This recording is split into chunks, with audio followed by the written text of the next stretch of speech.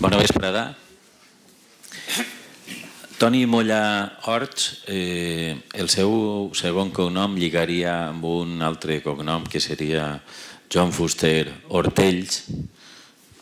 És una petita gràcia en homenatge a Joan Fuster i en agraïment a la presència d'una persona com és Toni Mollà.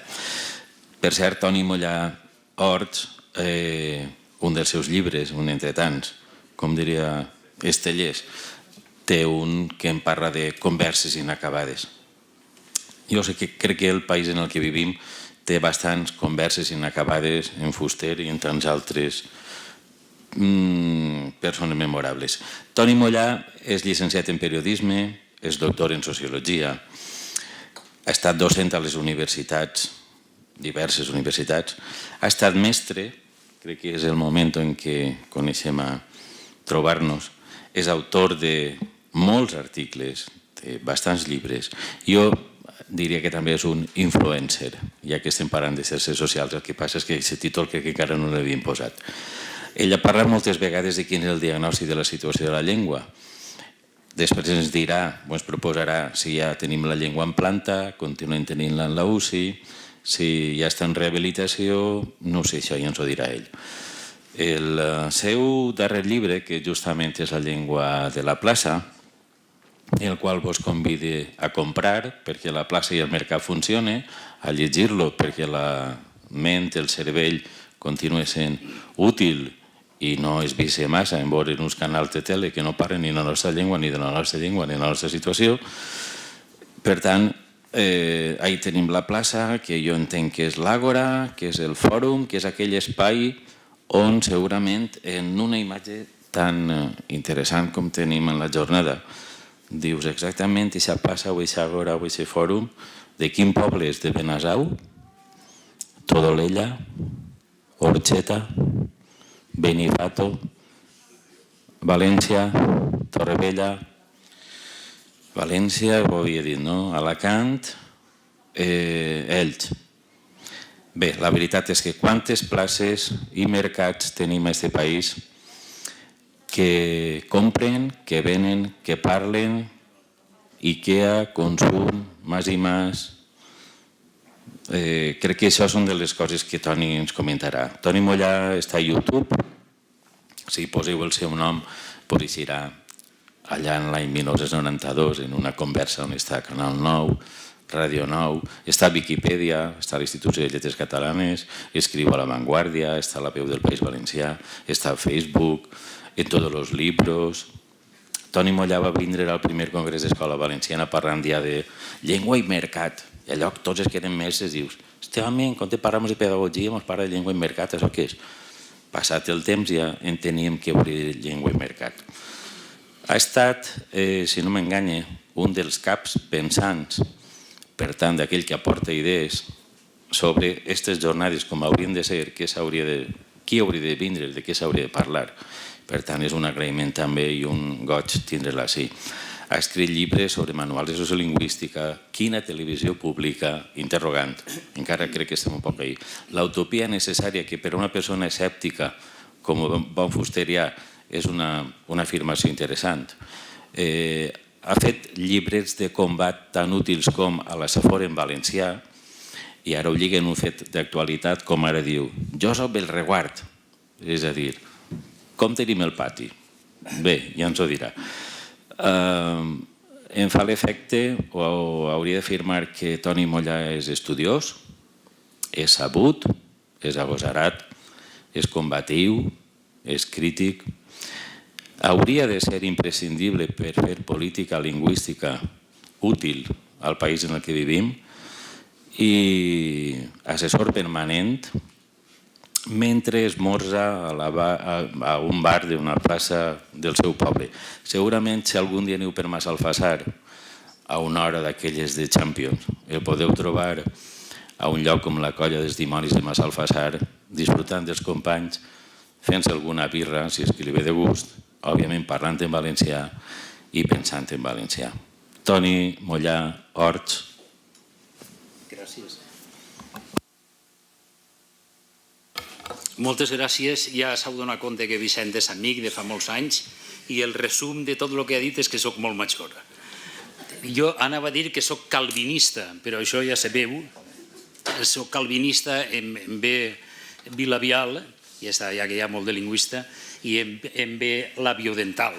És a dir, que si he fet tanta faena, com diu ell, senzillament és perquè ja m'ha fet més gran i perquè d'alguna manera ho has de passar el temps. És a dir, no vas a estar tot el dia mirant el Barça o mirant el... El que sí que puc assegurar és que si jugo al Barça no estudia.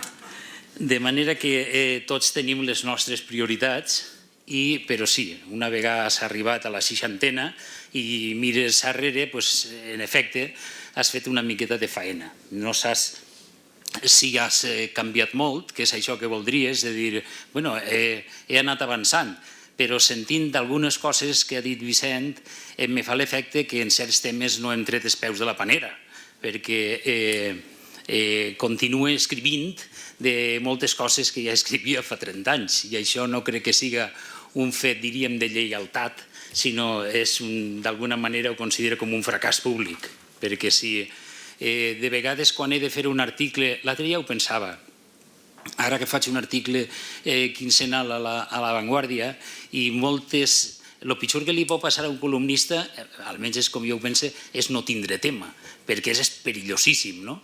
És a dir, quan te fiques davant de l'ordinador i no tens tema, pots acabar escrivint qualsevol tonteria, qualsevol banalitat o qualsevol barbaritat, no? I moltes vegades acabes fent un article que no deixa de ser una variació d'un altre que vares escriure fa 30 anys. I això m'ocorre bastant, no? I això vol dir que segurament no han canviat tantes coses.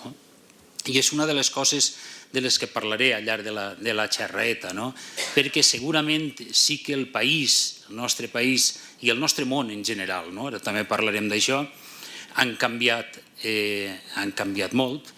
Enguany fa 30 anys, per exemple, que vaig publicar un curs de sociolingüística que va inaugurar aquesta col·lecció a Bromera, el primer llibre, que és el segon de l'editorial, el primer va ser una de Josep Franco, suposo que per el nom anava davant. El primer llibre seria Curs de sociolingüística i ha fet 30 anys, no? I l'altre dia, parlant amb Pep Gregori, deia, mira, si han canviat les coses, és que aquell llibre jo el vaig escriure a màquina i en típex. És a dir, i per tant, en típex borrant-hi, perquè aquell el feia damunt a 4 mans en el meu amic i company Carles Palanca, i per tant havíem d'anar a 4 mans i a 2 típex. Ara, quan se va fer la reedició, que ara es diu Manual de Sociolingüística, l'hem hagut de picar tot. Un canvi com ixe, el sociolingüista o el sociòleg o l'expert en comunicació, l'analista, el professor, l'ha de tindre en compte. És a dir, el món sobre el qual reflexionàvem fa 30 anys i sobre el qual ens atrevíem particularment a fer un curs de sociolingüística no té absolutament res a veure amb el que vivim ara i sobre el que hem de reflexionar ara. Però què passa? Que ací i a tot arreu els canvis, diríem, dels nostres sistemes d'idees i, per tant, del nostre aparatatge intel·lectual sol ser molt més lent que els canvis materials. Aleshores, fa que la nostra reflexió sempre vagi una miqueta endarrerida. Després tornaré al tema perquè citaré un parell de coses que m'agrada citar quan parle d'aquest tema de Josep Vicent Marquès, que solia dir que este país era un país en retard, que no és exactament un sinònim d'un país retardat. Ja sabeu que a Marquès li agradava fer xocs de paraules i ell dia que som un país en retard. Bé, com ha dit Vicent, en efecte, l'últim llibre, el llibre de la llengua de la plaça, jo no vaig a parlar-vos només del llibre, però vull nomenar un parell de detalls que jo considero important, que dirien que són les dues línies de fons del llibre i que seran també les dues línies de fons de la meva intervenció i si després voleu podem discutir-ho. Li he posat llengua de la plaça i el subtítol del llibre és el títol de la conferència, perquè el concepte plaça, com ha dit Vicent, és un concepte que com a mínim és ambivalent, com a mínim té dos significats. Almenys per als que som de poble, no sé si en les ciutats encara anar a la plaça significa anar al mercat. Ma mare ja no viu, però quan ens enviava a la plaça els germans, ens dia vés a la plaça, no ens dia vés al mercat. Ens enviava a comprar el dijous, que era el dia que feien el mercat de Meliana. Per tant, la plaça té un doble significat. Té un significat, diríem, físic, d'àgora, que ha dit Vicent, d'espai, més que d'àgora, d'espai físic, d'espai, diríem, no edificat de les ciutats i, per tant, no és exactament un lloc de trànsit, com solen ser la majoria dels carrers, sinó que la plaça sol ser un lloc de trobada. Ara parlàvem de la magnífica plaça que tenim així davant, que és una plaça, diríem, industrial, en el sentit que té uns orígens determinats, etc. Cada plaça té un origen perquè se construeix en un moment determinat, però sempre amb una funció, diríem, de trobada, d'intercanvi, etc. Per tant, la plaça és un lloc físic, és un espai públic, no n'hi ha places privades de moment.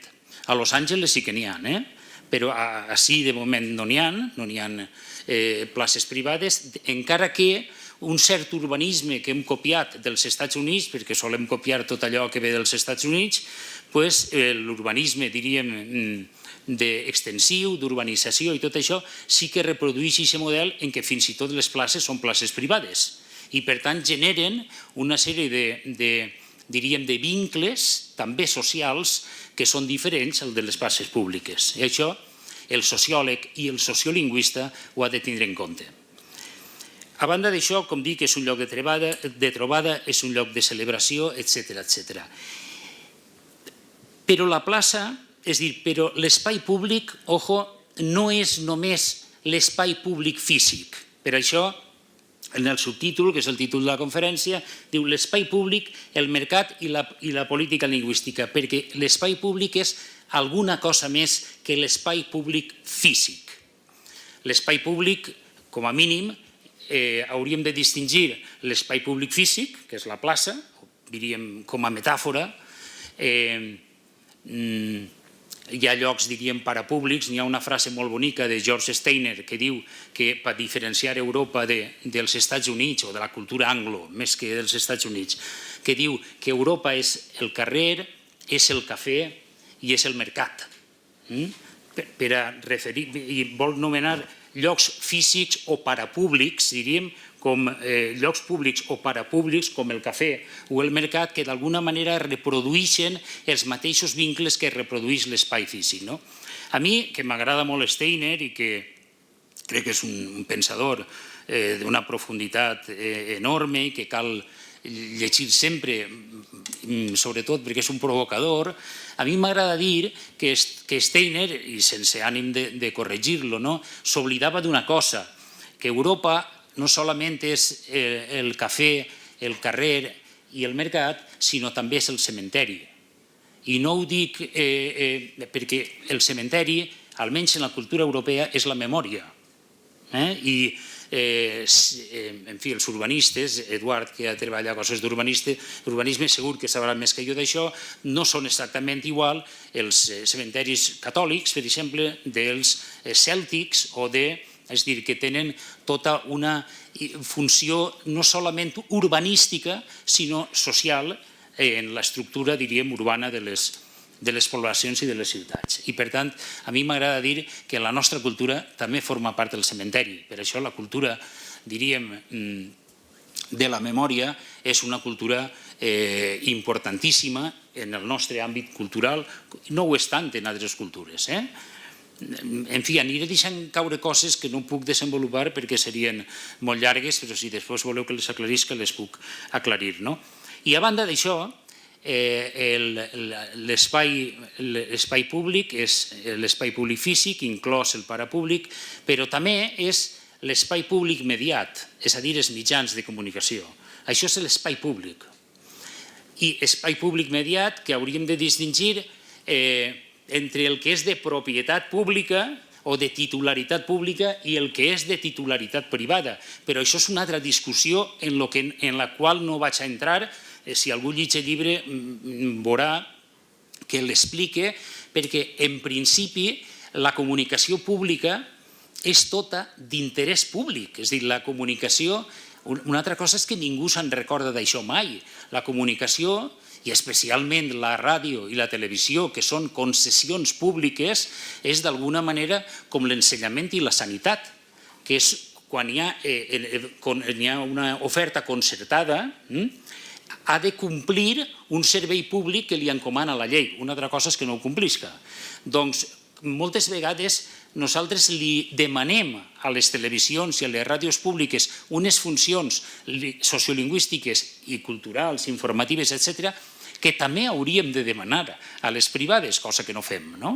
Cosa que no fem. Però això seria un altre tema. És a dir, l'espai públic mediat és importantíssim. I per últim, i que ja les persones que ens han precedit ho han nomenat molt, hi hauria el nou espai públic virtual, que a mi, com sou amics i no sou alumnes, no vos puc suspendre, però si fóreu alumnes vos diria, si algú torna a dir-li xarxa social a internet, a Facebook o a Twitter, el suspendré.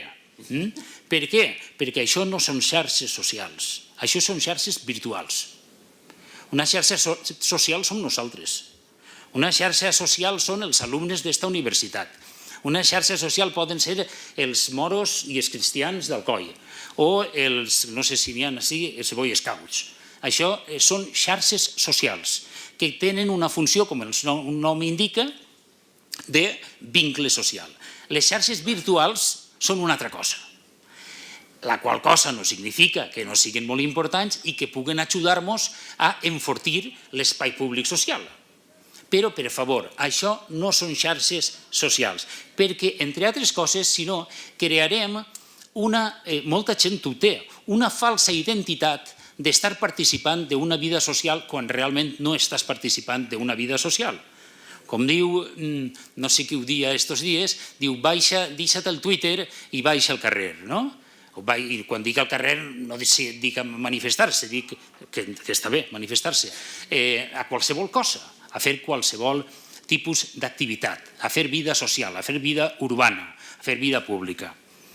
Bé, ja aniré molt ràpid perquè veig que m'enrotlle.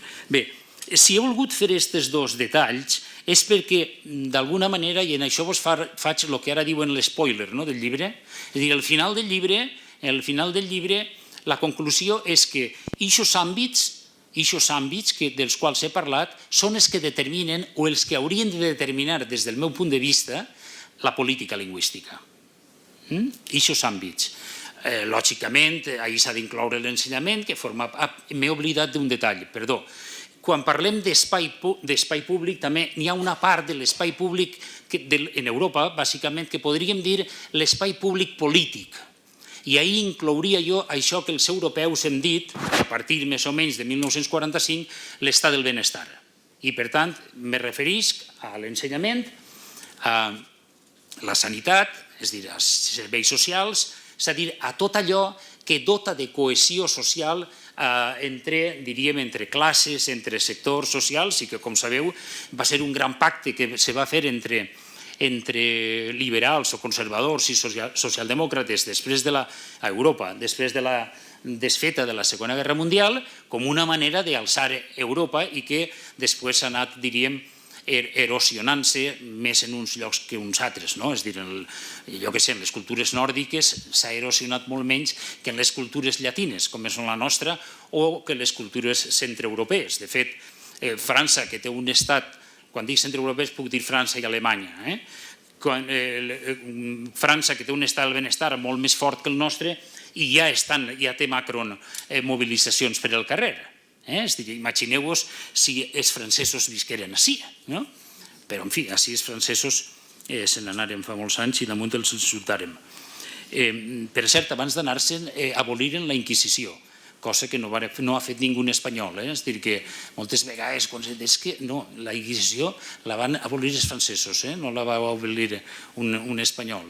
M'agrada recordar-ho això perquè n'hi ha un cert, en fi, passe. A banda d'això, el llibre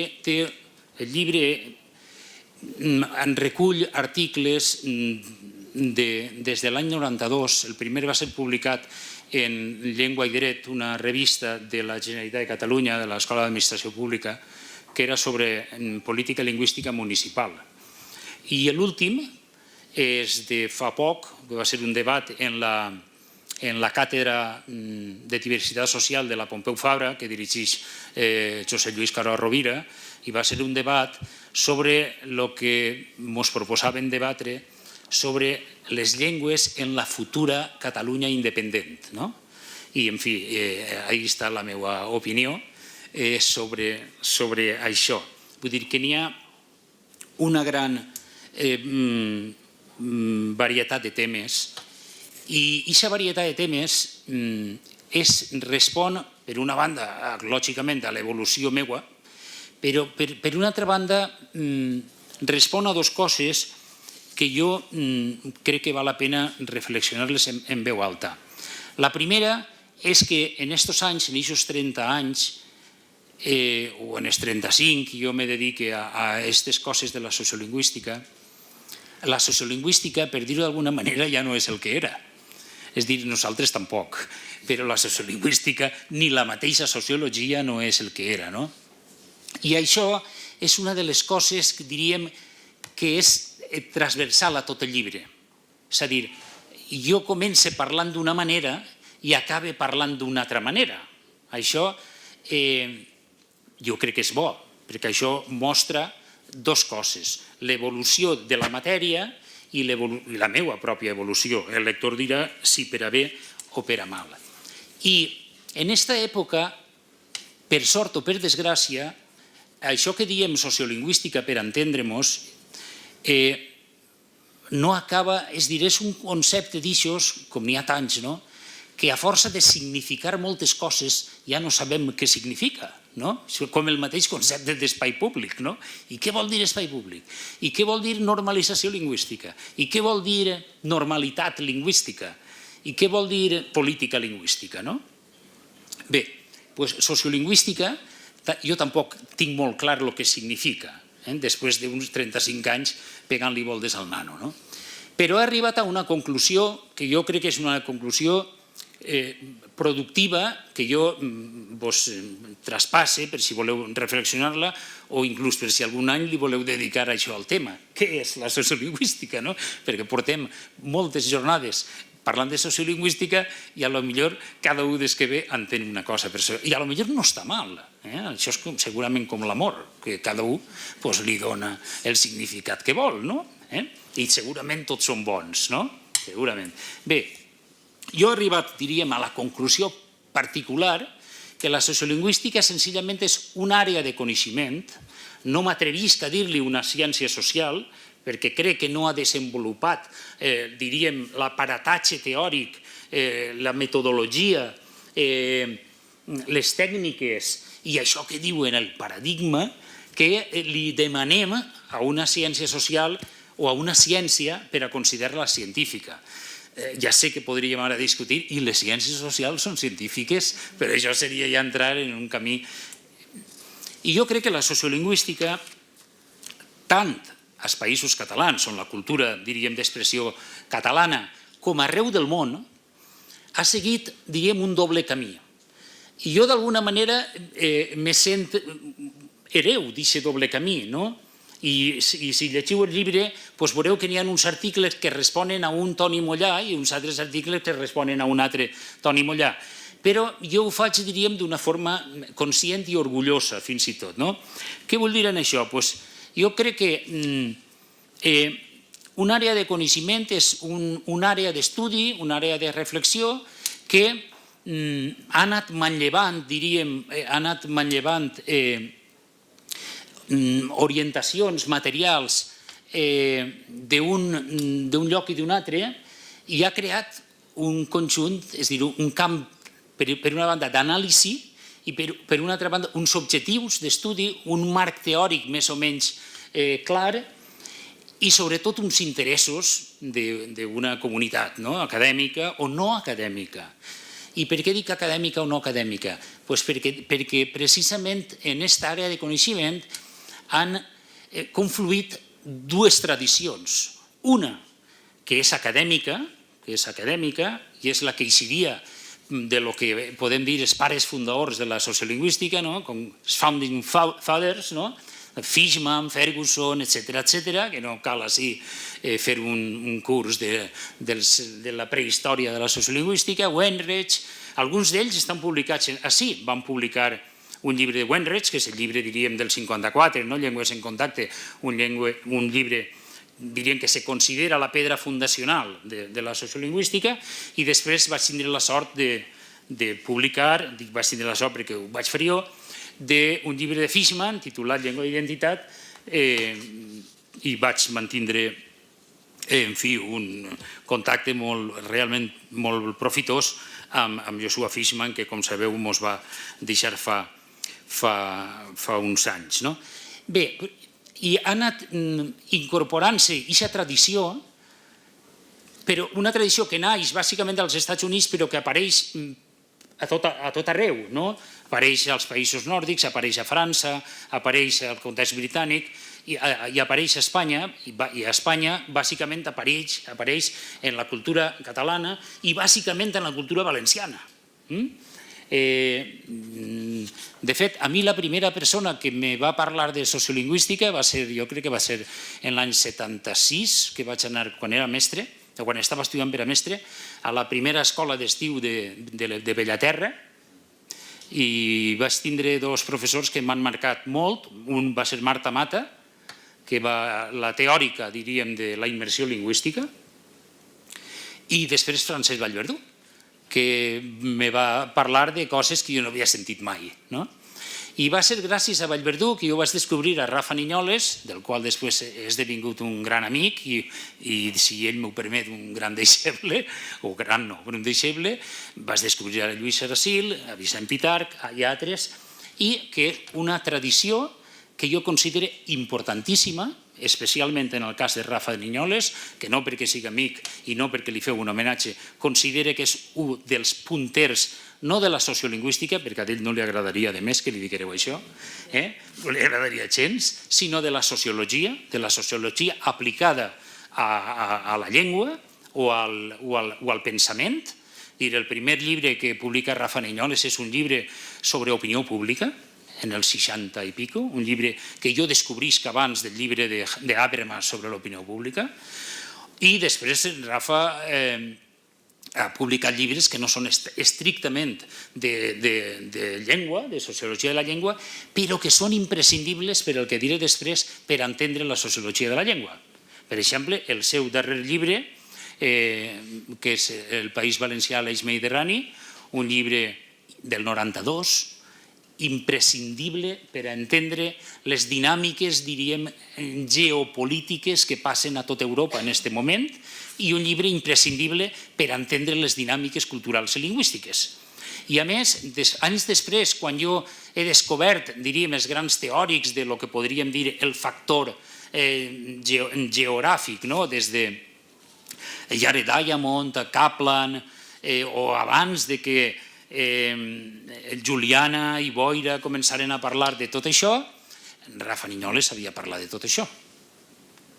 Està bé que se popularitzi, però al César el que és del César. És a dir, que Rafa Niñoles no ha sigut un gran, sinó que ha sigut un pioner, la qual cosa és més difícil, perquè jo, per exemple, ja he treballat en el bagatge de tota aquesta gent, o molta gent que ens dediquem a aquest camp i que són de la nostra edat, hem tingut ja difícil és treballar en l'avantguàrdia. El que és difícil és incorporar, com va incorporar en Rafa Niñoles en el 69, per exemple, en Conflicte Lingüístic Valencià, bibliografia totalment desconeguda, com Ralph Dahrendorf, com la teoria de l'autoodi d'Alport, en fi, això és el difícil. I, a més, era una novetat que la primera vegada que jo almenys el vaig llegir, segurament no vaig entendre res, no ho sé, però jo crec que és un llibre, Conflicte Lingüístic Valencià, que és del 69, que te trenca absolutament tots els esquemes, per la seva manera innovadora d'analitzar els conflictes lingüístics, però alguna cosa més que els conflictes lingüístics. I malgrat això, és un llibre que diríem és un clàssic, perquè ara, no sé si ho heu vist, jo he tingut la sort de fer el pròleg, han publicat a la Universitat d'Alacant el primer llibre de Rafa Niñoles, que és Conflicte lingüístic valencià, i l'últim, en una sola edició. Jo he fet una xicoteta introducció perquè m'ho va demanar la universitat, i quan me'ls he rellegit t'entra por, perquè no solament són llibres clàssics, és que són d'una actualitat aborronadora. És dir, la crítica, per exemple, que fa Rafa Niñoles, que també Lluís Aracil en un article famós, Bilingüisme com a mite, havia fet, crec que també del 69, que fa Rafa Niñoles de lo que podien dir la crítica al bilingüisme mític o a l'hibridisme que proposava l'espanyolisme com a tal, és que se podria aplicar ara. Però ara, en comptes de fer l'article aquell del bilingüisme com a mite, potser hauríem de fer un article que es diria el plurilingüisme com a mite. Perquè segurament algunes persones o algunes institucions que ens estan venent la idea del plurilingüisme social, no estic parlant del plurilingüisme individual, seria tan fàcilment desmuntable com si utilitzàrem els recursos que havia utilitzat Rafa. Bé, a banda d'això, la sociolingüística té una altra font, que és el que podríem dir l'assaggisme. I en concret, en la nostra cultura, l'assaggisme que ve de Joan Fuster i que ve de lo que podíem dir, o el que Salvador Giner dia, el pensament presociològic. Salvador Giner, en aquell llibre Sociologia, crec que es diu, del 75 o 76 o això, parla de que Joan Fuster, Ferrater Mora i Jaume Vicenç Vives constituïen el pensament presociològic, és a dir, persones que des d'una posició assagista havien aportat coneixements, diríem, que anaven a preparar l'aparició de la sociologia. I no deixa de ser, diríem, un valor metafòric, el llibre està dedicat a Rafa Niñoles i a Vicent Pitarch perquè segurament representen, a banda de ser dos entranyables amics, representen, des del meu punt de vista, aquestes dues tradicions que conflueixen en el que podríem dir la sociolingüística actual. I, per tant, la sociolingüística actual, des del meu punt de vista, és això, o representa això. Per una banda, té un component acadèmic important, que no solament ve dels pares fundadors, sinó que ve d'una certa institucionalització, també ací, a la Universitat d'Alacant, a la Universitat de Barcelona, a la de València. Sabeu que la sociolingüística és una cosa que taca i, per tant, no la utilitzen, però a Alacant fa anys que Brauli treballa i ha publicat llibres importantíssims, en Tarragona Miquel Àngel, en Barcelona Xavier Vila i Emili Boix, etc., que són persones que, diríem, han institucionalitzat en tot el que significa, diríem, de positiu, l'ensenyament i la reflexió sociolingüística, i que, per tant, que han incorporat. Però això que dic serviria per a tot, és a dir, serviria també per a l'àrea americana. És a dir, no se pot entendre els orígens de la sociolingüística de Wenrich i de Fishman sense saber que Wenrich i Fishman són originaris de, no sé si és Lituània ara perquè no ho he mirat, del nord de la Unió Soviètica, que els pares emigren a Filadèlfia, que són amics, a més, Wenrich i Fishman són amics personals, i que són parlants de Yiddish, i que el pare d'Uriel Wenrich els fa classe de Yiddish i ells comencen a, diríem, preparar el que seria la sociolingüística i, de fet, Fishman és el primer professor que dona en la CUNY, en la Universitat Pública de Nova York, el primer curs amb el nom de sociolingüística, però que d'alguna manera és un curs de reivindicació dels GIDICs i de la importància que té determinats factors per al manteniment dels GIDICs.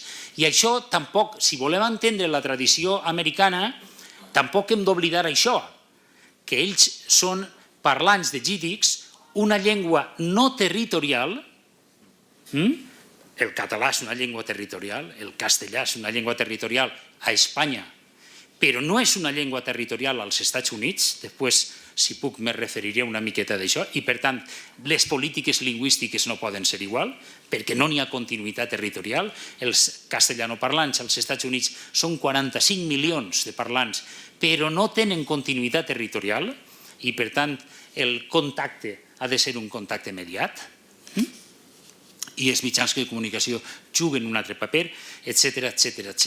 Vull dir que aquesta confluència entre la part, diríem, biogràfica, la part assagística i la part acadèmica continua sent imprescindible per entendre la sociolingüística i, per descomptat, per entendre el meu pensament. Perquè, en fi, els sociòlegs ens ensenyen, quan fas el primer curs, t'ensenyen que el sociòleg ha de mantenir una distància, diríem, de seguretat amb la realitat que estudia, no? Clar, això és molt difícil, perquè, com deia un examic meu, deia, no és el mateix parlar de la guerra que parlar en la guerra. Clar, no és el mateix, no és el mateix. I nosaltres no parlem de la guerra. Nosaltres tenim interessos invertits i, per tant, quan jo me dedique a la sociolingüística, no estic dedicant-me a l'egiptologia, estic dedicant-me a estudiar un fenomen lingüístic que és el fenomen lingüístic en el que jo m'expresse diàriament. I, per tant, vulga o no vulga, jo tinc valors invertits i tinc esperances invertides. I, per tant, no estic parlant d'esparotets, que són molt importants, esparotets de Bassa, perquè són, entre altres coses, la meva infància, no? Però ara no n'hi ha, parotes de Bassa. Han arrasat, allà en l'Horta no en queden. I vull dir que això és un tema realment important. Per altra banda, en la sociologia, en la mateixa sociologia actual, continua havent un gran debat de lo que diríem algunes persones que diuen que el que importa són els factors estructurals i per tant, i per una altra banda hi ha els sociòlegs que li donen més importància als actors que participen. Això és un debat llarguíssim que si algú té interès ja se ho mirarà. A mi, en concret, un dels sociòlegs que me va interessar ja fa anys, Charles Warren Mills, que va escriure allò de la imaginació sociològica, va ser un gran teòric de la New Left, etc. Té crec que és la primera o la segona pàgina del llibre de la imaginació sociològica, diu que una cosa són els problemes de l'estructura social i una altra cosa són les inquietuds personals del medi. Per tant, uno pot haver una... Però això és una veritat, però és una veritat, diríem, com totes, relativa. I vos poso un exemple. Quan Rosa Parks va dir que no s'alçava d'aquell seient de l'autobús, va demostrar una inquietud personal. Però quan 10.000 o 100.000 Roses Parks no s'alcen de l'autobús i se manifesten, els Estats Units té un problema en l'estructura social. Per tant, compte, és a dir, que no ens diguen que no, és que això és només cosa d'estructura social, és només cosa de demografia, és només cosa d'infraestructures i que, per tant, els usos lingüístics depenen de factors que no podem controlar. Home, sí, però els usos lingüístics finalment depenen de persones.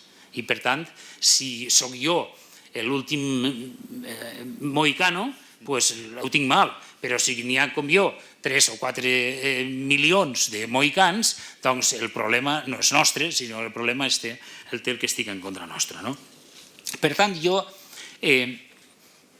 propose sempre, com a mirada del sociòleg de la llengua o del sociolingüista, propose el que a mi m'agrada dir la mirada centàurica, que és un homenatge, als que han llegit nosaltres els valencians saben que és un homenatge a Joan Fuster, perquè Joan Fuster en la primera pàgina de Nosaltres els valencians diu «Este llibre no l'hauria d'haver escrit jo, sinó l'havia d'haver escrit un sociòleg i un historiador».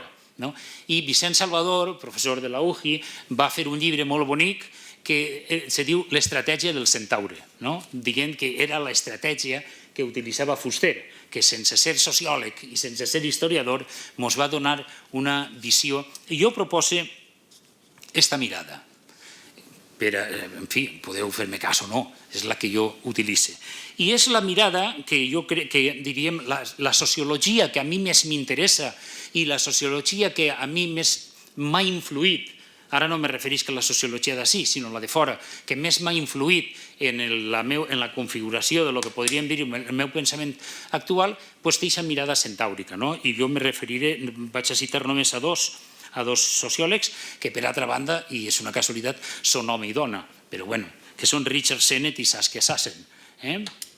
Richard Sennett té llibres, jo crec, importantíssims per entendre la societat actual i també els usos lingüístics en la societat actual. Llibres com La corrosión del carácter, La cultura del nuevo capitalismo, El respeto, El artesano, El extranjero, Juntos, El declive del hombre público, Carne y piedra, i només un que té en català, que se diu L'espai públic. De manera que, lògicament, és el que més m'ha interessat, i el de la història de les ciutats. Bé, vaig a intentar anar a pressa perquè... 15 minuts. Me queden? Vale, vinga, 20. Hòstia. Bé, doncs vaig anar molt a pressa. Un poc més. Bé, aleshores jo vos propose eixa actitud per mirar, que jo crec que és una actitud enriquidora, entre altres coses perquè l'assaig, la diferència, diríem, entre l'assaig i en el pròleg que li ha fet a Rafa Niñoles ho dic, que a mi de les dues persones d'ací que més m'han influït, si he de dir-ho d'una manera, direm així, molt directa, han sigut Fuster i Niñoles. Fuster, per mi, representa, diríem, el clímax, la punta de dalt del pensament subjectiu, del pensament valoratiu, de l'assaig, en definitiva. I Rafa Niñoles, que clar és un poc més jove que Joan Fuster, representa el primer intent d'objectivació d'aquest coneixement. El primer intent de donar-li una consistència, entre cometes, científic a moltes coses que havia estudiat Fuster. De tal manera que són persones que en la seva manera, diríem, d'estudiar, de reflexionar, no tenen res a veure, encara que foren amics. Jo vaig tindre la sort de compartir amb ells dos i amb Vicent Pitarch moltes paelles en Ca Fuster i sobretot en Casa Salvador, en Cullera, i ho sé, que eren grans amics. Però com a intel·lectuals no tenien res a veure. Res. I per tant, un, diríem, és el cim del pensament assagístic i l'altre és el cim de l'intent d'objectivació del coneixement, és a dir, l'inici del que podríem dir l'orientació acadèmica del pensament sobre el país, i no solament sobre el país, sobre moltes... Bé, vaig a intentar passar molt ràpid. Bé, doncs en tot això, hauríem de ser capaços de construir un marc teòric, tenint en compte tot això que jo he anat i que no puc explicar d'una manera molt detinguda perquè vaig molt malament de temps, i que hauria d'incorporar, és a dir, que no hauríem d'inventar el Mediterrani, hauríem d'utilitzar tot el que ens han llegat, diríem, els fundadors, la nostra tradició, diríem, intel·lectual, tant des de l'assaig com des de la sociologia, i la sociologia entesa en un sentit molt ampli, perquè en els llibres de Rafa Niñoles n'hi ha sociologia del coneixement, incorpora els estudis de Mannheim, per exemple, hi ha treballs d'opinió pública, que incorpora Gabriel Tarde, incorpora, ara no me'n recordo si Habermas, ho hauria de segurament també, però incorpora també Dahrendorf, incorpora Allport, incorpora l'escola de Frankfurt, incorpora, diríem, el freudomarxisme, incorpora els inicis de lo que podríem dir la ciència política, és dir, que incorpora moltíssimes coses que nosaltres hauríem d'incorporar també. I en tot això, com dic, hauríem de ser capaços de fer un nou enfocament teòric de la sociolingüística, però no per un entreteniment. A mi no m'interessa, jo tinc altres entreteniments. M'interessa, per exemple, en fi, ja ho he dit, l'alineació del Barça contra el Madrid, no? Com a entreteniment. Però si ens posem com a estudiosos hem de ser seriosos i hem d'intentar dotar és dir, fer servir aquesta, diríem, orientació teòrica que podíem, o aquesta àrea del coneixement que diguem sociolingüística, per a fer un diagnòstic social de les llengües. No dic només del català, dic de les llengües, perquè segurament l'esquema que jo proposaré, si tinc 5 minuts, és un esquema que jo, per exemple, he explicat en CUNY, en la Universitat Pública de Nova York, que n'hi ha un departament que és on va treballar Fishman i que ara porta José del Valle, un gallec interessantíssim que viu allà tota la vida i que en aquest moment representa, jo diria, la punta dels estudis sociolingüístics als Estats Units. I no deixa de ser curiós que, clar, que naix això dels àmbits hispans. Allí vam discutir sobre aquest esquema que jo els vaig a exposar tot seguit. Per què?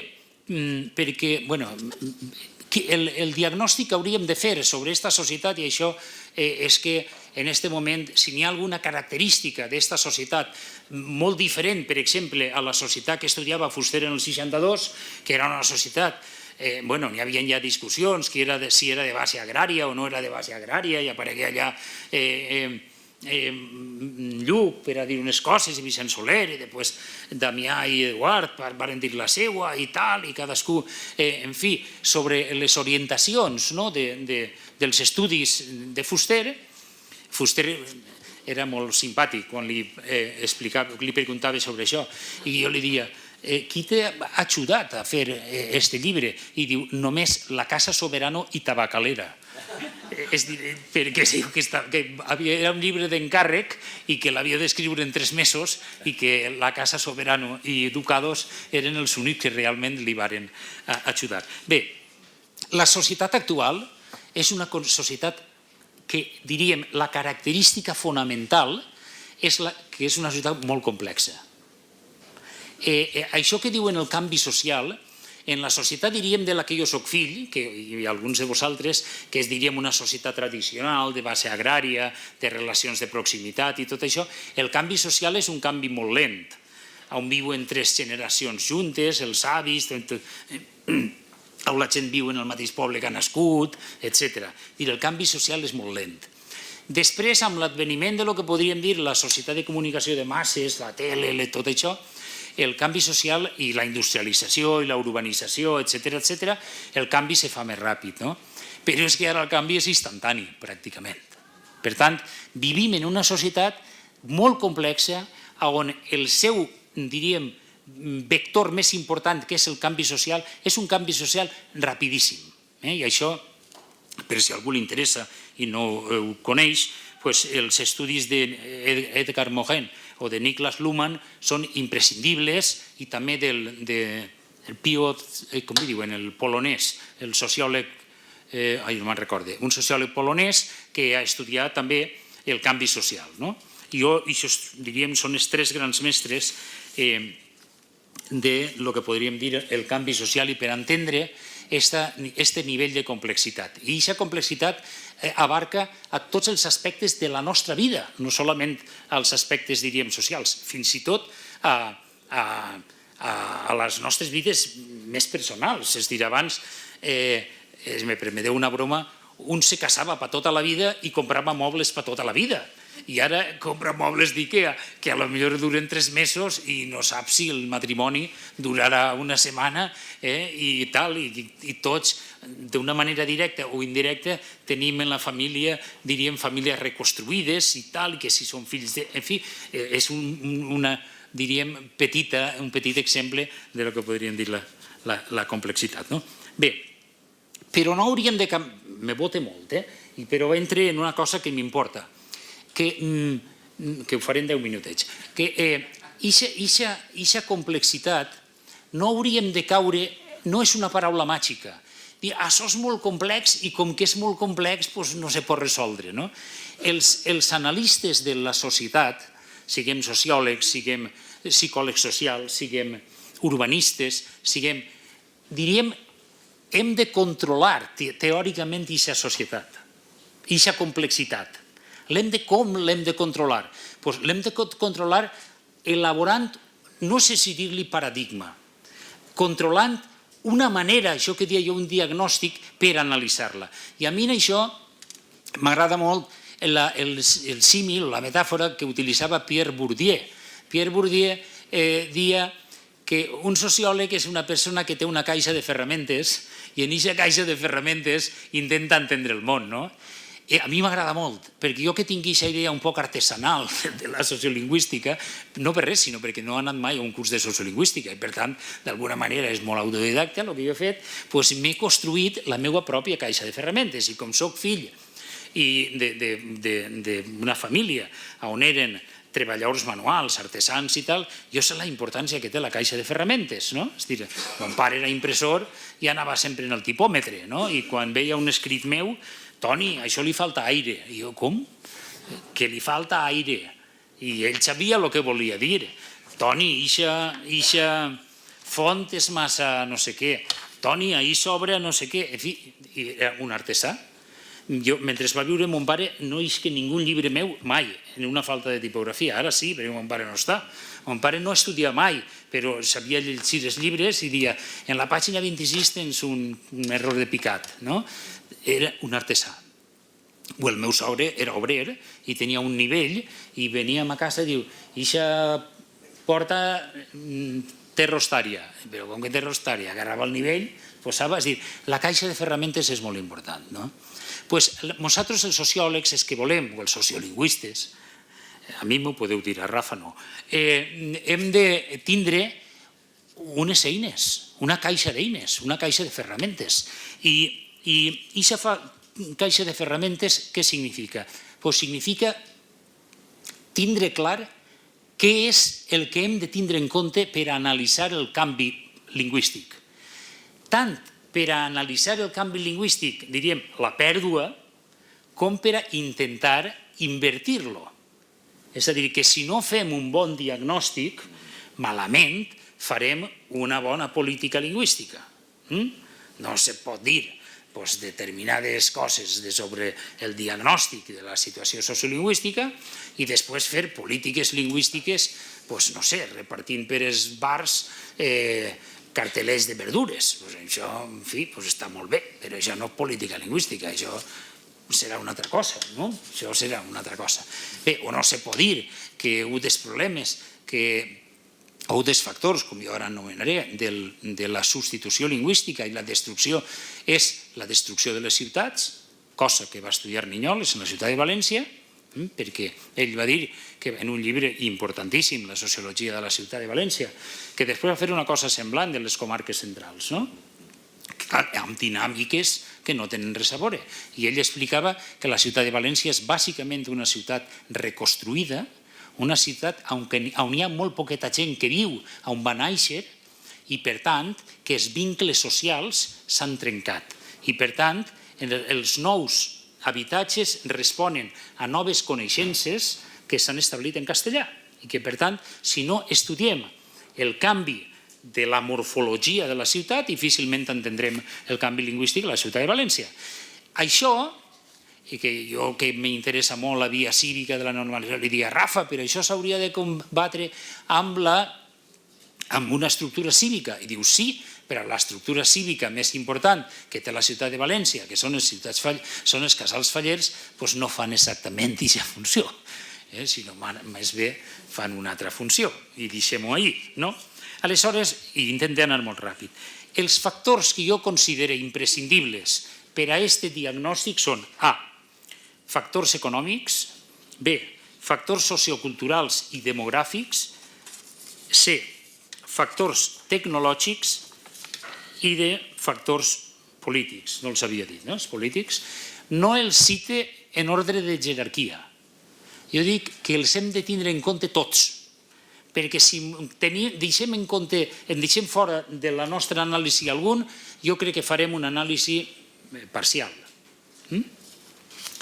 Jo sé que els factors polítics tenen molta tradició en la sociolingüística catalana, també en la basca, per exemple, en la gallega, en Maria Pilar García Negro, en Quique Amunarriz, Iñaki Larrañaga, Gotzó Neguia, que són bons amics i amb els quals hem mantingut moltes trobades, però jo mantinc la convicció de que no són els més importants. I m'afanya a dir que potser avui és una frivolitat dir que els factors polítics no són els més importants sabent el que està passant en Madrid. És una frivolitat, perquè tenim un estat molt intervencionista i ho deixa ahir en la vida civil, molt intervencionista en la vida civil, i ho deixa ahir. Per tant, és quasi una frivolitat. Però vull pensar que en general, que és el que he de pensar, els factors polítics els hem donat de vegades un excés protagonisme, un excés determinisme, i hem atorgat un determinisme al paper de les institucions, de totes les institucions. Jo li diria a Quique Amunarriz, que és un grandíssim amic meu, quan parlàvem dels bascos, i sobretot més que Quique, Iñaki Larrañaga, que era el director de Siadeco, una empresa que fa estudis sociològics, són molt partidaris durant molts anys a donar-li importància al factor polític, perquè, clar, la sociolingüística basca ve d'una tradició borroca, que diuen ells. I, clar, li han donat molta importància, i no dic jo que no la té, perquè la repressió, que és un factor polític, lògicament té molta importància. Però jo li diria, vosotros mirar un poco el mapa de Guipúzcoa, el mapa de Vizcaya, y el euskera no ha desaparecido donde ha habido más represión, ha desaparecido donde no llega la carretera ni el tren.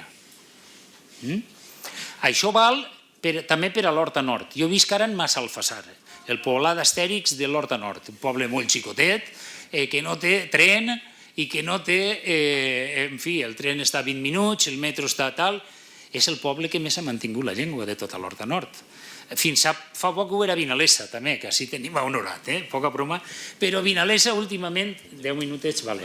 Vinalesa últimament, gràcies al meu malaguanyat i gran alcalde, Julio, que ha faltat, en fi, sent molt jove, que ha sigut un gran alcalde, ha canviat molt, però també ha rebut molta gent de fora i ha canviat l'estructura urbana i, per tant, això és un factor que ha canviat també l'estructura sociolingüística.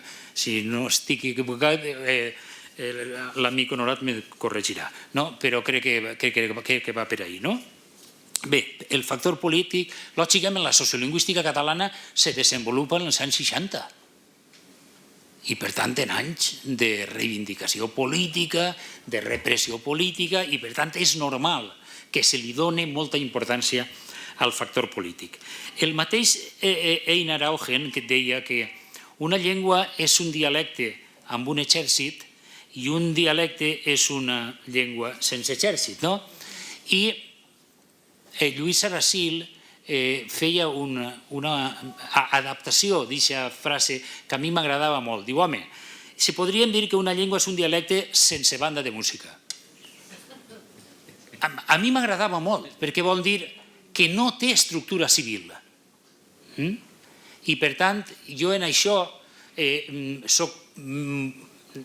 confio més en el paper de la societat civil que en el paper de les institucions, entre altres coses perquè jo considero que les institucions en totes les polítiques, però especialment en les polítiques lingüístiques, van molt per darrere de lo que ha d'anar, que haurà fet la Generalitat Valenciana sense l'existència d'Escola Valenciana. No ho sabem, però segurament menys del que ha fet, o sense l'existència del SATE quan el vareu fundar, el Sindicat de Treballadors de l'Ensenyament, etc. Bé, per tant, és un factor. I dins del factor polític se li ha donat molta importància als temes d'oficialització. Hi ha els temes de...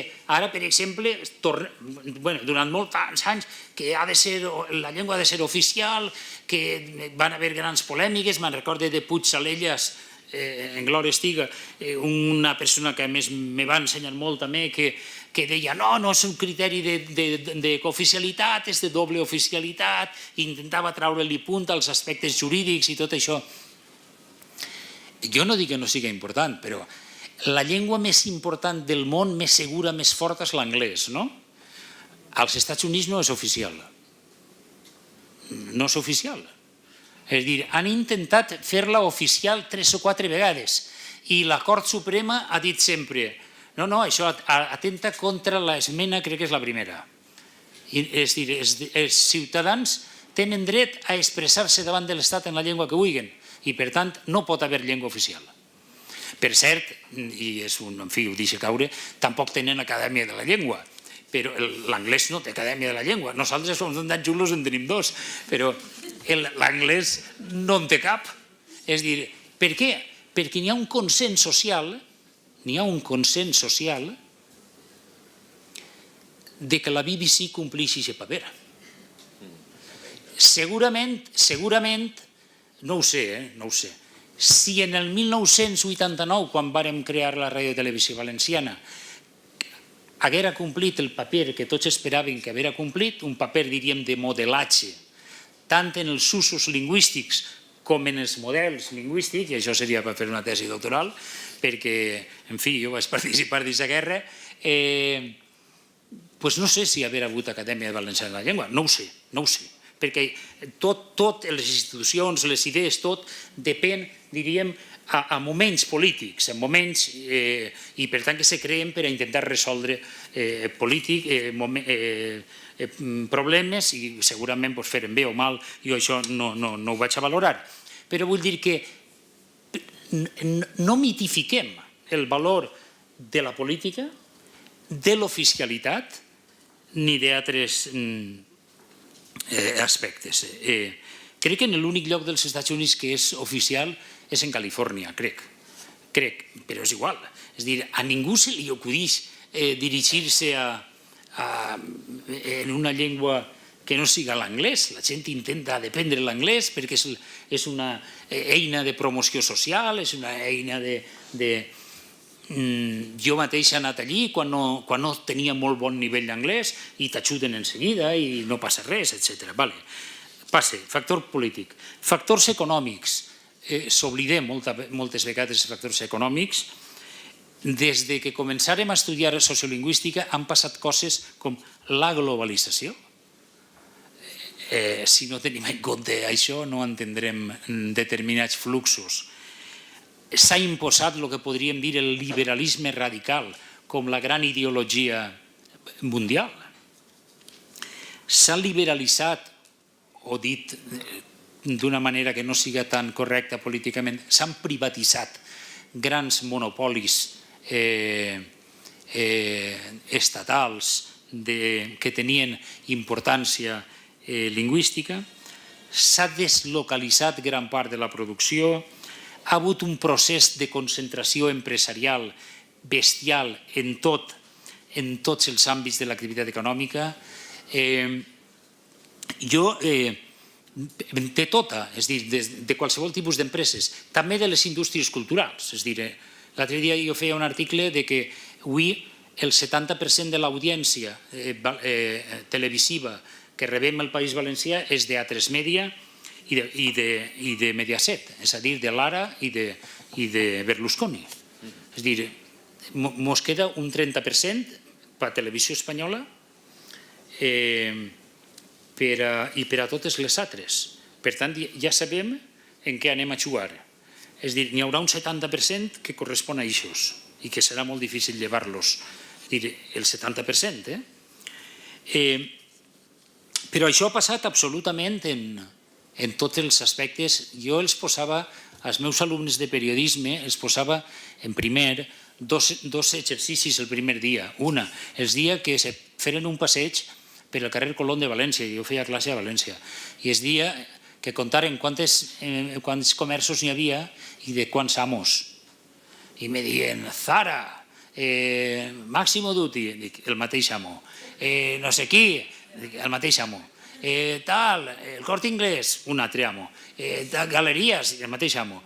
Tal. I des de... Dic, ara pregunteu això en casa als pares si són coneixen. Doncs hi havia bars, n'hi havia cafeteries, n'hi havia... En fi, n'hi havia... Ara no. Ara està molt concentrat. I aquest fenomen és important. I es posava un altre exemple. Me'n recorde, no sé si era en primer o en segon, se'n recordeu que varen llançar Harry Potter en el cine, no? I una campanya bestial en el cine. I en aquella mateixa època varen llançar també... com seria jo, El Senyor dels Anells. I varen fer dues campanyes però bestials, de promoció, i jo els dia als alumnes hem de presentar un treball sobre per què s'han llançat una al costat de l'altra a competir. No és normal, no? Lo normal és que una s'haver d'esperar quan baixera i me donaven 1001 raó. Ningú crec que la primera vegada, la segona sí, la primera vegada no ho va acertar ningú. Harry Potter la va fer la Warner Bros. I El Senyor dels Anells la va fer la Warner Bros. I aleshores era la competència perfecta, que era tindre absolutament tot el mercat. Bé, passi molt a pressa. 5 minuts, vale. Els factors, diríem, socioculturals i demogràfics, he anomenat lo de Jared Diamond, la importància de la geografia, de la demografia. De vegades assusta veure llibres de sociolingüística que no parlen de demografia. Dius, home, la demografia és el punt zero de la sociolingüística, no? I hi ha temes importantíssims, quan, per exemple, llitges en alguns llibres que diuen que un dels problemes del català és la immigració. Sereu animals. Agarreu els llibres d'Andreu Domingo, per exemple, i diu que ell demostra clarament que si el català no haguera tingut nous parlants que no venen, diríem, històricament del català, seríem 3 milions de persones, i així en som 10 o 11, i per tant que n'hi ha més del triple dels catalanoparlants que no són catalanoparlants, diríem, cherokees, per dir-ho d'alguna manera, no? Sinó que són... O els treballs, diríem, de demografia d'Anna Cabré, són importantíssims, i després n'hi haurien fenòmens importantíssims també a tindre en compte, com la grandària, per exemple, de la comunitat lingüística. En això n'hi ha un llibre bàsic, La grandària de les nacions, d'Espalore i Alesina, crec que són de l'MIT, que ells distingeixen els hard factors, els soft factors, parlen de, en fi, etcètera, i la importància de mentalitats, ideologies, etcètera.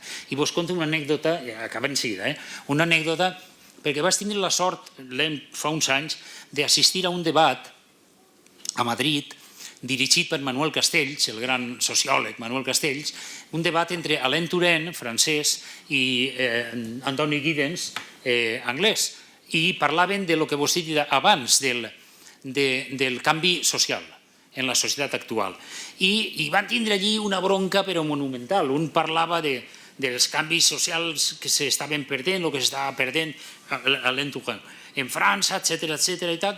S'està perdent el model urbà, s'està perdent el model familiar, s'està perdent el model dels cafès, el model de la tertúlia, s'estava desapareixent un model social, i Giddens parlava dels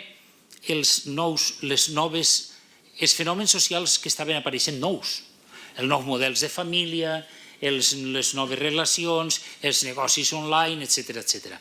I Manuel Castells, que ja no sabia com moderar-los, va dir, en definitiva, que uno es sociólogo ha actuado como un francés y el otro es un sociólogo pero ha actuado como un inglés. És a dir, la importància de les nostres mentalitats també, no de les ideologies, que és una altra cosa, de les nostres mentalitats culturals per a intentar entendre, això també és important. També és important. I acaba, per últim, no he fet ni la meitat del que us volia dir, estan els factors, diríem, tecnològics, que són els factors que s'ha facilitat, diríem, els nous desenvolupaments de la digitalització.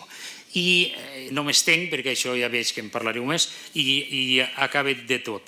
Tot això ha provocat una sèrie de conseqüències molt destacables que jo crec que el sociòleg i el sociòleg de la llengua, el sociòleg de la comunicació, ha de tindre en compte, perquè vivim en una societat, diríem, de capitalisme radical, de darwinisme econòmic, de concentració de la propietat, de pautes de consum planetàries, de grans grups de comunicació, però també vivim en una societat d'emergència dels mercats culturals i lingüístics i en què la cultura per primera vegada és una àrea econòmica molt important. I m'alegre que demà vindrà, si no estic mal informat, Pau, que és una persona un gran coneixedor d'això i vos en parlarà. I d'acord amb aquest diagnòstic així un poc d'anar per casa que vos acabo de fer, dos preguntes i ho deixo. Com que jo soc assagista, diríem, ho deixo així, com els assagistes, quasi en punts suspensius o en preguntes. Quin és el nostre diagnòstic? Quin és el diagnòstic que fem de la nostra situació? En aquesta metamorfosi de la comunicació i de la sociolingüística de què he parlat, faig dues preguntes. La primera, la sociolingüística catalana actual té resposta per a aquests reptes que jo me plantege? Ja ho deixo ahir. I la segona, el nostre sistema d'idees, no solament de la sociolingüística, i la nostra àrea de coneixement respon de veritat a aquesta àrea, a aquesta realitat que he descrit? O respon a una realitat que ja realment ja no existeix? I en això acabo citant una frase que m'agrada molt de Keynes, l'economista i gran escritor, per altra banda, té un llibre molt bonic de records, ja sabeu que ell era amic de la Virginia Woolf i de tot el grup de Bloomsbury, que dia, jo vos la traduïsc al català, és una cita en anglès, diu: quan els fets canvien, jo canvio la meva opinió. Diu, què fa vostè, Sir? Jo crec que hem de canviar la nostra opinió sobre els fets. I en això si canviem la nostra opinió sobre els fets, hauríem de contestar a la pregunta que jo considero definitiva. Quina és la nostra proposta de política lingüística? Una proposta escolar? Una proposta literària? Jo ho deixo així. Si voleu ara me feu preguntes, jo ho deixo així. Preguntes que espero que contesteu demà al llarg de la jornada de sociolingüística. Moltes gràcies.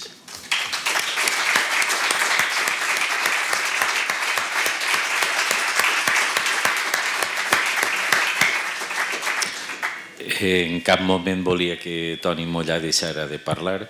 En cap moment.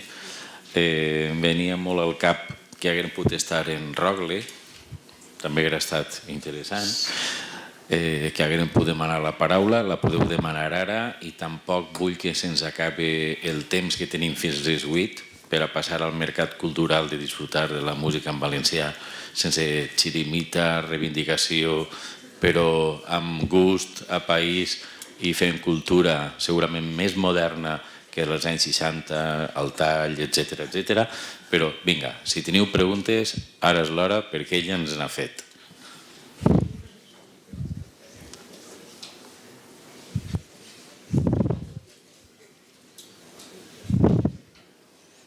Vinga, va, que això després uno diu jo me'n recorde que estava a la jornada sociolingüística de l'Alcoi en Toni Mollà i li vaig preguntar i encara no m'ha contestat.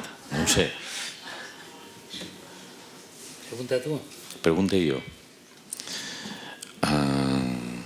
Ostres, és que a mi, més que preguntar-li, el que m'agradaria és fer negocis amb ell. És a dir, negocis, vull dir... Soc un desastre. No, perquè com no juguem en diners. No, però en coses importants, sí. És a dir, què caldria fer ara mateix per fer una política lingüística més del moment? Si vol fem allò de mercat de temporada, cuina de temporada. La política lingüística que estem fent és la política lingüística que convé que toca o estem perdent passades? Home, per això preguntar que vos he fet vosaltres.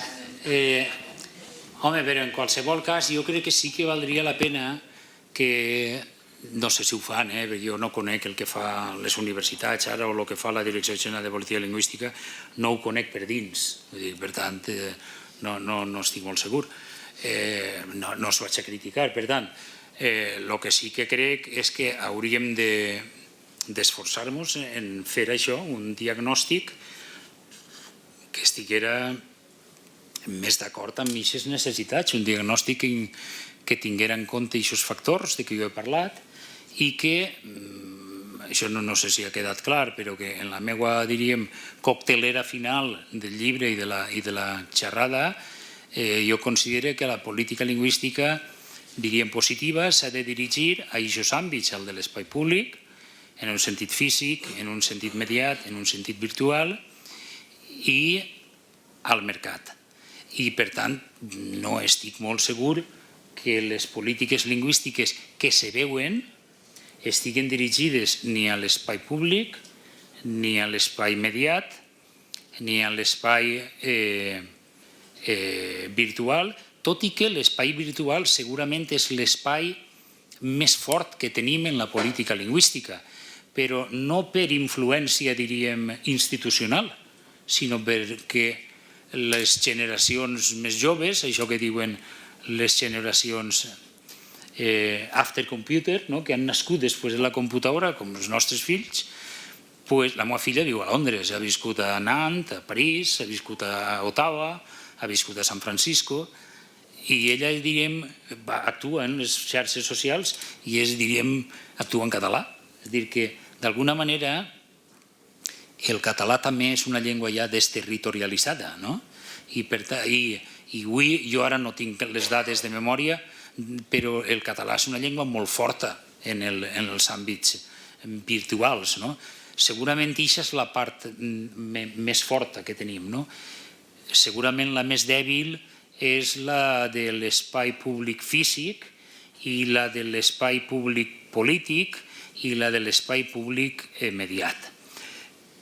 Jo, si he de dir alguna cosa, si haguera de triar sobre quin àmbit hauríem d'intervindre d'una manera molt urgent, és sobre l'àmbit, diríem, audiovisual. Per què? Perquè en l'àmbit audiovisual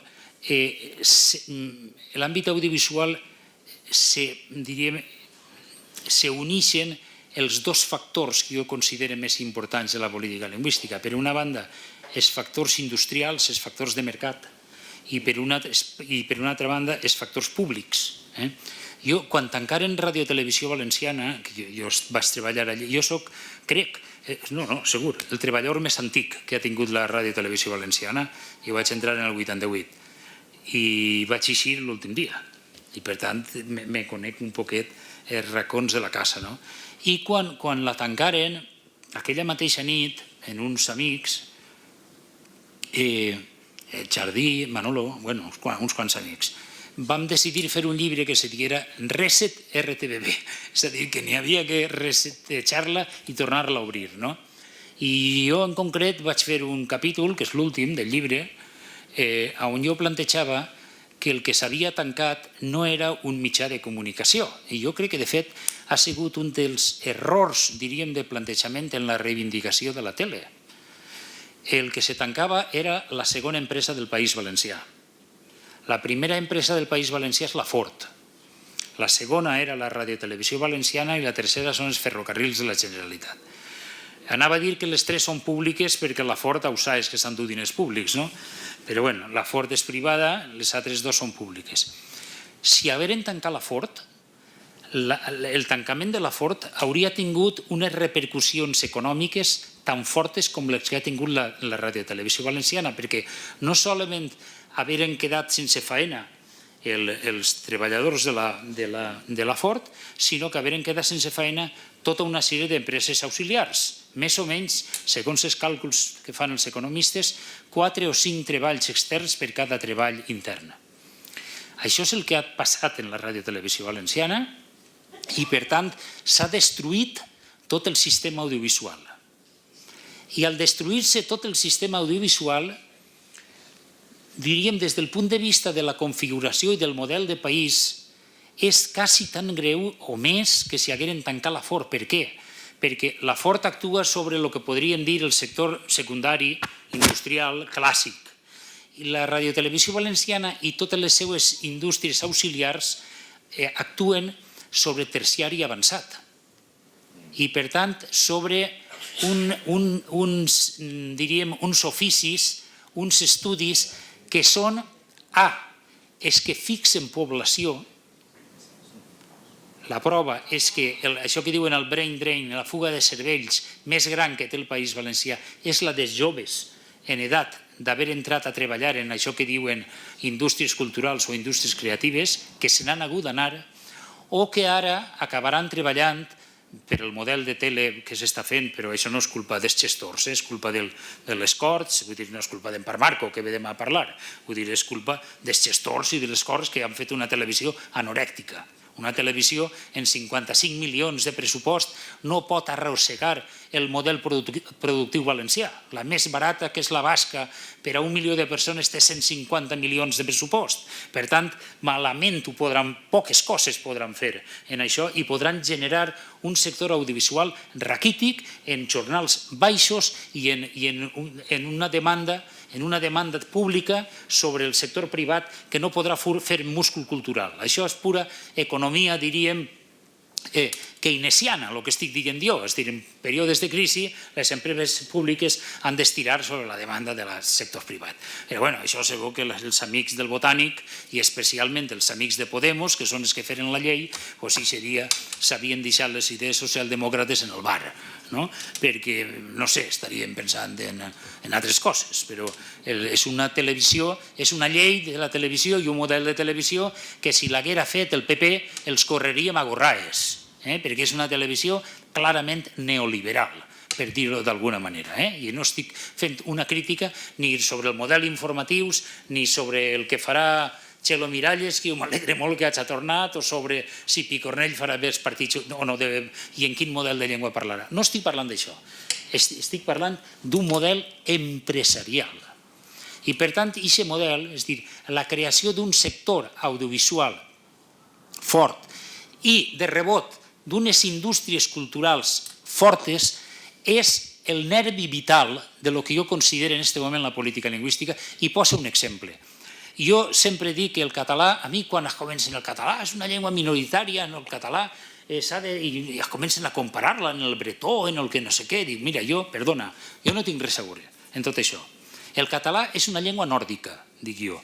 De fet, ahir n'hi ha un article que es diu així, el català és una llengua nòrdica, perquè el català és una llengua, si considerem tot el català com un mercat, és una llengua de les mateixes característiques sociodemogràfiques que les llengües nòrdiques, que el noruec, que el finès, que el danès, etc. I, per tant, si hem de copiar un model de política lingüística, copiem això, no copiem el del bretó.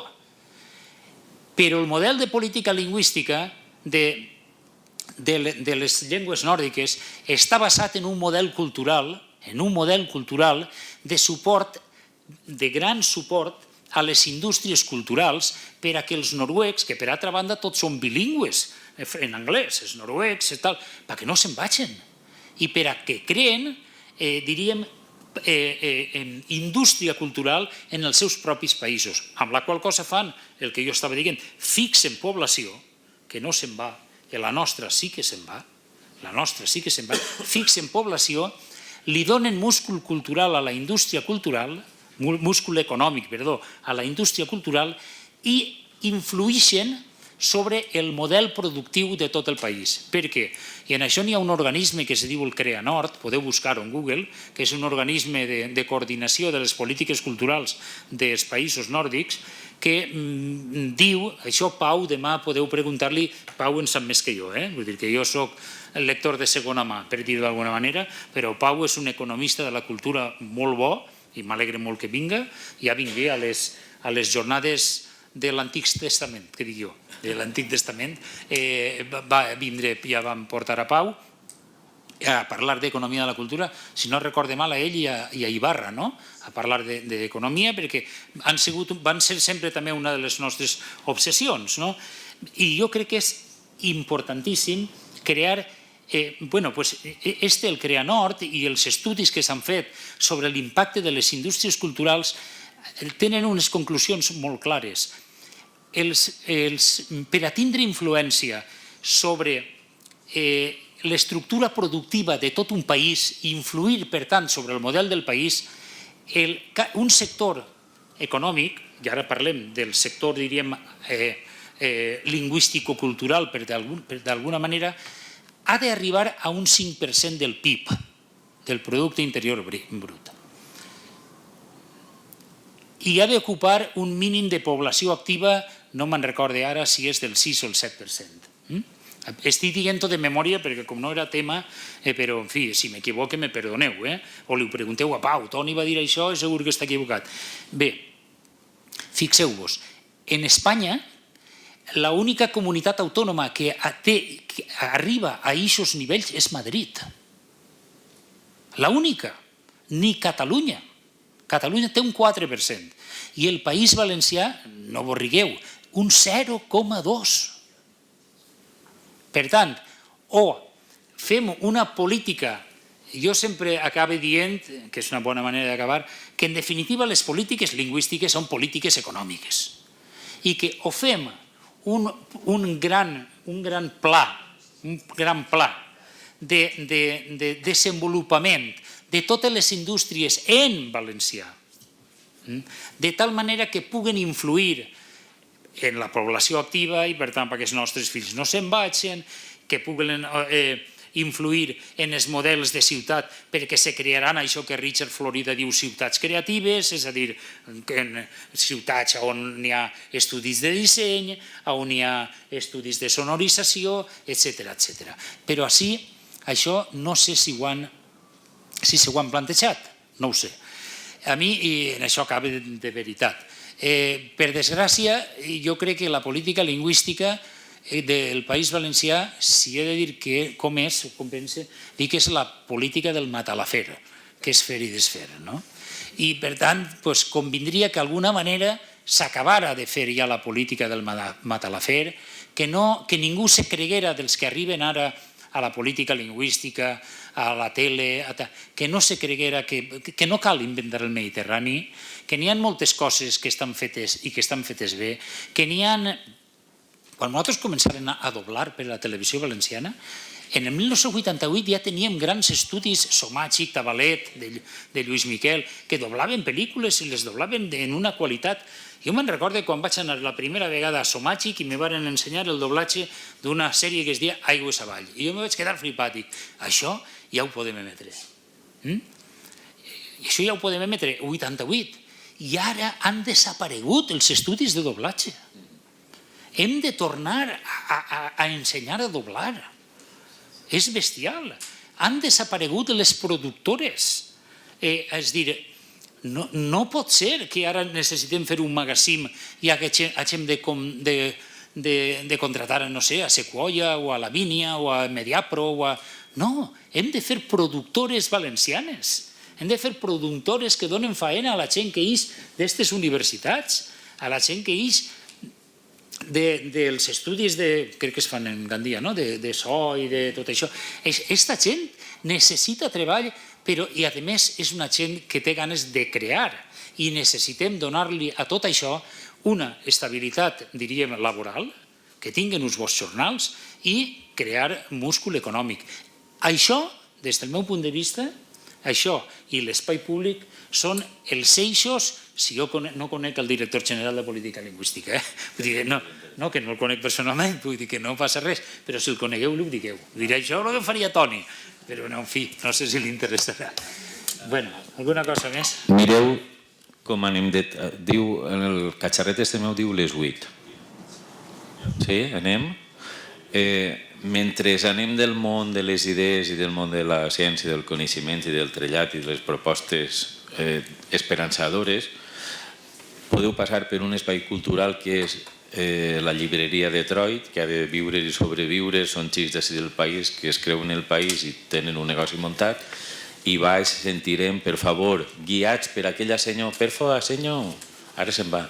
És una companya que ens ajuda, que vos guiarà per estos budells. Mira-la, veus? Molt bé.